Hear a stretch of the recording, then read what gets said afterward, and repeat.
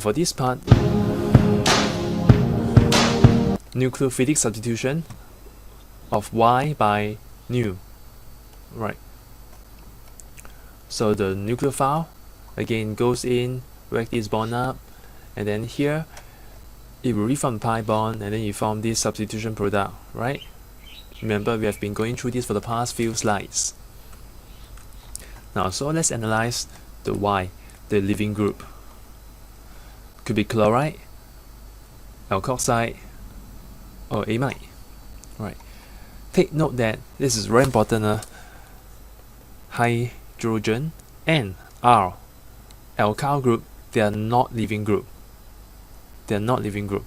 So what it means is, right, if you begin with these two reagents and you throw in some nucleophile, it's not going to kick out this H or R. Never. It doesn't happen.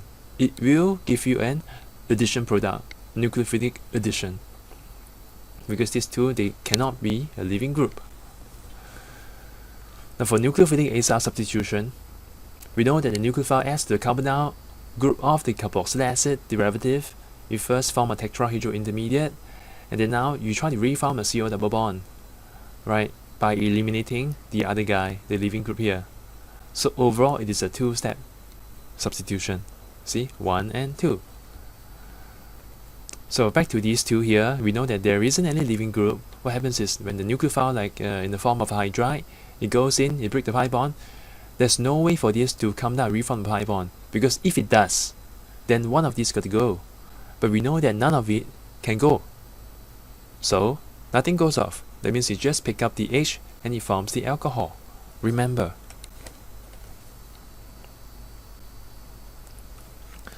Right. Now let's check out the relative reactivity of carboxylic acid derivatives. Both the addition and elimination steps affect the overall rate of nucleophilic acyl substitution reaction. Now the addition step is generally rate determining step due to the steric and electronic factor. What it means is, right, the first step here is a slower step among the two. You see, first and second. First step is a bit slower. The reason is because over here, first of all, you begin with a trigonoplanar geometry around the carbon, so actually it's quite liberal, it's free, and there were a lot of space for the nucleophile to come in. But then after doing that, you see your intermediate here becomes quite crowded. It becomes tetrahedral, so it's a bit crowded. So that's why it prefers to give itself some space by removing the guy which came in again. So go back, you see here, this is the equilibrium. Like this is really equilibrium. So it could go back and forth until you form a product. Then it will drive the position of equilibrium towards there.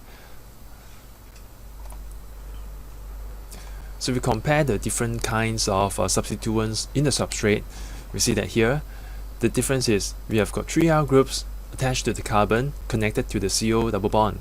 Here 2 R, next single R, that one is 0 R. Now in this case, this is the most reactive because you know the R groups are very bulky, so they will prevent the pathway of the nucleophile from coming in to attack this carbon. Right? That's number 1. And number 2, we know the R groups are electron releasing.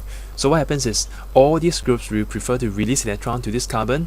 It means that this carbon now doesn't feel so electron deficient.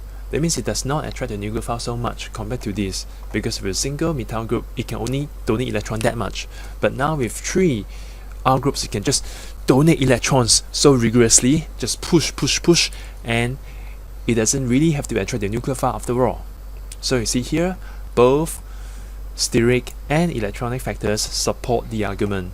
When it's less hindered, very reactive.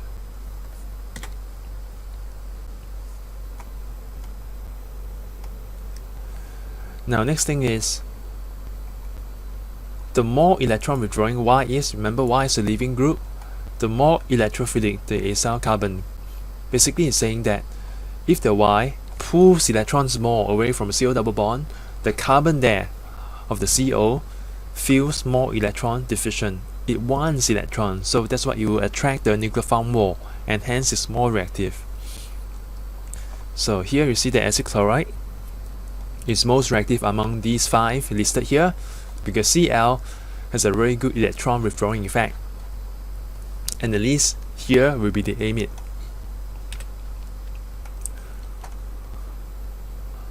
Now there are some explanation to these, and I'm going to go through on this page. Now for the amide, right, you see here there's a lone pair of electrons on the nitrogen, is analogous to the rest of the functional group, the ester, thioester, acid anhydride, and acid chloride. All these, they have lone pair of electrons on the atom next to the CO double bond. But the thing is, when we try to draw resonance structure, recall this, this is showing resonance structure. That means the connectivity of the atoms are exactly identical. There isn't change.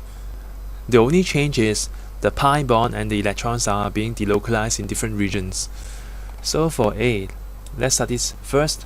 For the amide, lone pair can be pushed to this bond here, form the pi bond. That means this one will give way and go up, and it will form this resonance structure. Do the same for ester, push and push, and you get this. Same for C, you get that, and same for E, you get this. Now let's analyze. Comparing A and B first, which is more stable? This is more stable because now you are comparing N plus against O plus. So N plus is better than O plus. Again, I'm not saying that it's good, but it's relative. So N, being the third most electronegative element, can hold a positive charge better than oxygen, which is the second most electronegative element in the whole periodic table. So this is bad relative to A. So that's why this is stable, and hence it can switch between these two forms easily. And when we know that when we form resonance structures that are stable, it lowers the energy of the system. That means it's more stable, it's not so reactive. So for B, it can't stay there for long, it got to go back more, and that's the reason why this carbon feels more electron deficient. Alright, and prefers to attract the nucleophile. Now we compare B and C. Both comes from the chalcogen series. Group 6 are called chalcogens. O plus and S plus. Some people say, isn't S less electronegative and that's why it can hold the positive charge better? But how come this is less stable compared to this? The reason is because of another factor that will trump this. It is because sulfur is from the third period. Third period means that, right, the overlapping of the orbitals between the carbon here and the sulfur's lone pair of electrons is not efficient enough for it to form these structures so well compared to the ester. Ester, carbon and oxygen, they are both in period 2. So you're using your 2 sp3 orbital. You are using your 2 p orbitals for overlapping and interaction of the orbitals. So you see the energy are very similar, the size also, they are similar. What I'm saying is, right, 2p, both are similar in energy and similar in size, you can overlap better. But then, now for carbon and sulfur, carbon is smaller because it's in period 2, sulfur is in period 3, so it's large, alright? And the overlap is not so efficient, that's why it's poor to form a pi bond. Now then we look at this part here, alright? For acid anhydride, you can push electrons to both sides. Do you notice? Because now there's pi bonds, right, on both sides. What it means is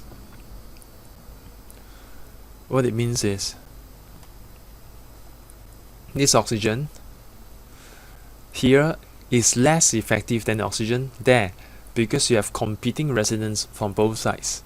That means that although oxygen can donate electrons to the CO double bond, but at the same time these lone pair of electrons can be delocalized to the other CO double bond. Because you see, we are looking at one side, this part here. How easy for it to cut this. So now when the lone pair of electrons is split over both sides, we are not going to get a lot of help to increase electron density onto this carbon, and therefore the acid anhydride carbon here is more electron deficient than the esters one. And then for acid chloride, you may think that, hey, chloride or chlorine come from period 3 just like sulfur, right? It can do the same thing. But yes, you are right, but the thing is, it is also strongly electron withdrawing using inductive effect, and it's a weak resonance donating, so it can donate but it's quite weak, it will withdraw more, so overall it pulls than it gives, and that's why literally it doesn't really give. So there's no form of stability, no resonance structure, and hence this carbon is more palpable to a nucleophilic attack. Now this is a very good picture for you to see in one shot what's going on here. So this is a correlation to the leaving group. Now when we look at the green part of all these functional group, right? Let's draw it out. Chloride, carboxylate, Sr minus, OR minus, NH2 minus. You notice that here at the very bottom, this is the best nucleophile. And on the top here, this is the weakest nucleophile among all of them, the lousiest. So what can you deduce from here? If the acid derivative was attached previously to a weak nucleophile, it is a good leaving group.